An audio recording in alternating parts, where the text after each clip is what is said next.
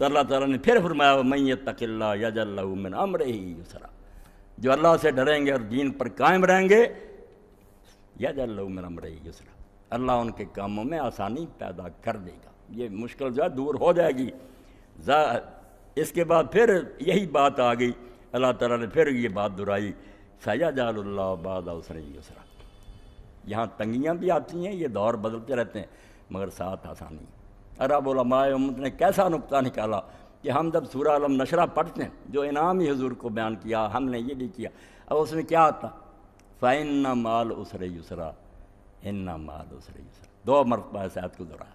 اور گرامر کے مطابق العسر جو ہے نا، دونوں مرتبہ اس پر الف لام ہے، جیسے ہم اے این بولتے ہیں، ادھر بولتے ہیں کہ یہ ڈی ہے، اے بک کوئی کتاب، ڈی بک ہوتی خاص معرفہ ہو جاتا ہے العسر، پھر وہ وہی العسر۔ اور یہ قاعدہ ہے ابھی گرامر کا کہ معرفہ اگر دہرایا جائے، پہلے بھی آوے پھر وہ ایک ہی ہوگا، دو نہیں آدمی ہوں گے، وہ وہی رہے گا، معرفہ ہو چکا۔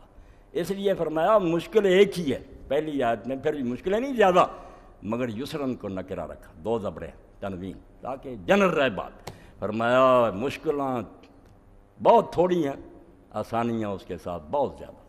گرامر کے لحاظ سے ایک ٹکڑے میں بیان کر دیا کہ کیوں بڑھایا ہوا۔ زندگی میں ایک آدھ دن بخار ہو گیا، تو ہائے ہائے کرتا پھرتا، ساری عمر تندرستی رہتی ہے، اس کا نہیں ذکر کرتا۔